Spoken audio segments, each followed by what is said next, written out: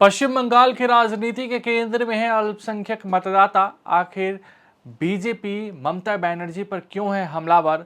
ममता बनर्जी भी पलटवार करने में पीछे नहीं। सियासी उठापटक है या चुनावी चाल? नेताओं के बोल और इरादों में क्या है अंतर? राजनीतिक दंगल में कौन किस पर है भारी? हर सियासी दांव की इनसाइड स्टोरी प्रजातंत्र। नमस्कार, प्रभा साक्षी के खास कार्यक्रम प्रजातंत्र में आप सभी का स्वागत है। मैं हूं आपके साथ अंकित सिंह। दक्षिण भारत के बाद वह पश्चिम बंगाल ही है जहां भाजपा को सबसे ज्यादा चुनौतियों का सामना करना पड़ता है। इसमें कोई दो राय नहीं है कि ममता बनर्जी पश्चिम बंगाल में अपनी पकड़ को मजबूत कर चुकी हैं और उन्हें वहां मात देना भाजपा के लिए बड़ी चुनौती है। हालांकि 2019 के लोकसभा चुनाव में भाजपा को कामयाबी तो मिली थी, लेकिन विधानसभा चुनाव में एक बार फिर से पार्टी को मुंह की खानी पड़ी थी।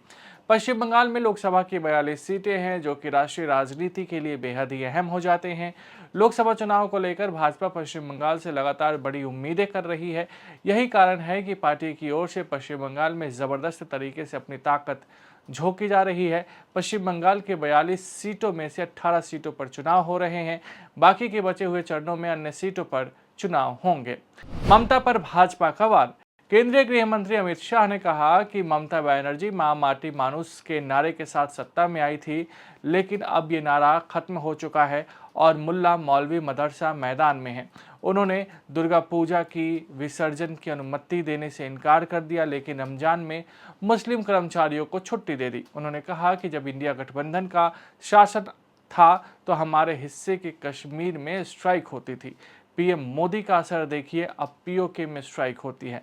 पहले आज़ादी के नारे, पत्थरबाजी जैसी चीज़ें हुआ करती थी, अब ये सब पीओके में होता है। अगर राहुल बाबा और ममता दीदी डरे हुए हैं तो रहने दीजिए, पीओके भारत का है और हम इसे लेकर रहेंगे।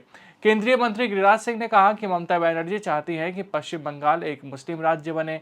पिछले चुनाव में उनके मंत्री पत्रकारों को मिनी पाकिस्तान दिखाते थे, यानी वह पश्चिम बंगाल को भारत का पाकिस्तान बनाना चाहती हैं।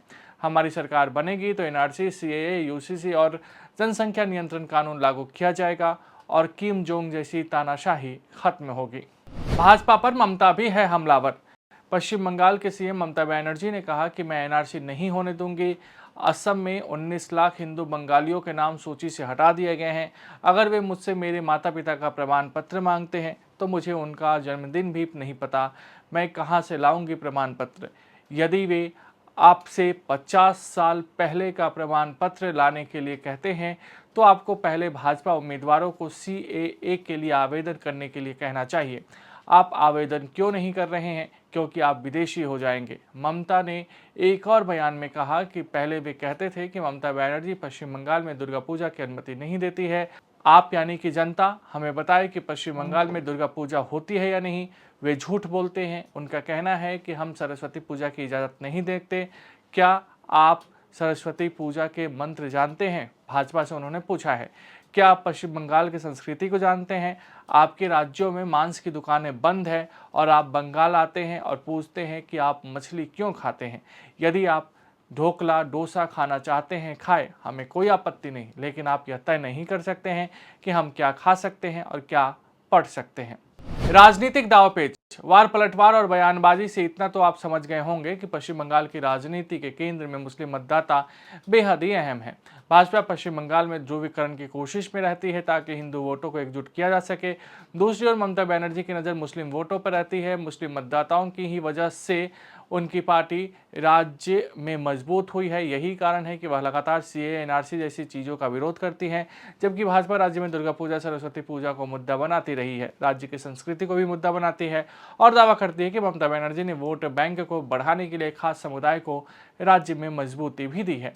कुल मिलाकर देखें तो पश्चिम बंगाल राजनीतिक केंद्र में अक्सर इन्हीं वजहों से चर्चाओं में आ जाता है।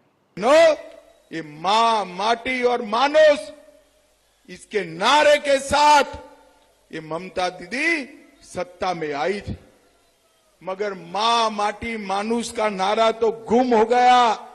मुल्ला मदरसा और माफिया का नारा आज बंगाल में जमीन पर उतर गया। मुझे बताओ भाइयों बहनों, ये इमाम को, मुल्लाओं को बंगाल की तिजोरी से तनख्वाह देनी चाहिए क्या? अरे जोर से बोलो, देनी चाहिए। हाई कोर्ट ने ना बोल दिया, ममता दीदी ने वक्फ बोर्ड से देने का काम किया। पूरे देश में रोहिंग्या घुसते हैं, ममता दीदी नहीं रोकती। राम मंदिर का विरोध करती है, दुर्गा विसर्जन के परमिशन नहीं देती है, और रमजान में मुस्लिम कर्मचारियों को छुट्टी देती है। ममता दीदी, हमें इसकी तो तकलीफ नहीं है, 2 छुट्टी आप, मगर हमारे दुर्गा पूजन में क्यों नहीं देती हो? इसका जवाब तो हम चाहते हैं आपसे। বিনা পয়সায় রেশন পাচ্ছেন, পাবেন। এনআরসি করতে দেব না। আসামে 19 লক্ষ হিন্দু বাঙালিকে বাদ দিয়েছিলেন, মুসলিমদের তো দিচ্ছেনই, ওদের তো কন্টিনিউয়াস গালাগালি দেন। হিন্দু বাঙালিদেরও বাদ দিয়েছিলেন। এতই যদি হিন্দু হিন্দু করেন তো হিন্দু বাঙালিদের বাদ দিলেন কি করে? মতুয়াদের প্রতি যদি এত ভালোবাসা, তাহলে কেন নিঃশর্ত দিচ্ছেন না অধিকার? কেন আপনি এম্পাওয়ারমেন্ট গ্রুপ করেছেন? কেন বলছেন ফর্ম ফিল আপ করে বাবা মায়ের সার্টিফিকেট বাংলাদেশ থেকে নিয়ে এসো? আমাকে যদি বলে তোমার বাবা মায়ের সার্টিফিকেট নিয়ে এসো, আমি জন্মদিনই জানি না তো সার্টিফিকেট কোথা থেকে নিয়ে আসবো? বলুন সত্যি কিনা? মৃত্যু দিবসটা জানি, কিন্তু জন্মদিবস জানি না। আজকে যদি আপনাকে বলে 50 বছর আগেকার সার্টিফিকেট নিয়ে আসুন, পারবেন নিয়ে আসতে? আপনাদের একটা কাজ করুন, আপনাদের যিনি বিজেপির প্রার্থী হয়েছে তাকে বলুন তুমি প্রথম অ্যাপ্লাই করো। তুমি কেন অ্যাপ্লাই করছো না? কারণ বিদেশি হয়ে যাবে। নিজের বেলায় আটি সুটি, পরের বেলায় দাঁত কপাটি, তাই তো? নিজে করবে না, নিজে করলে বিদেশি হয়ে যাবে। তা আপনি কেন করবেন? কেউ জমা করেনি, 2 জন বাইরের লোককে নিয়ে এসে সারা ভারতবর্ষে জমা করেছে, কেউ করেনি। তার কারণ যারা আইনটা জানে, যারা দেখেছে, তারা দেখেছে যে এরা কি ডেঞ্জারাস।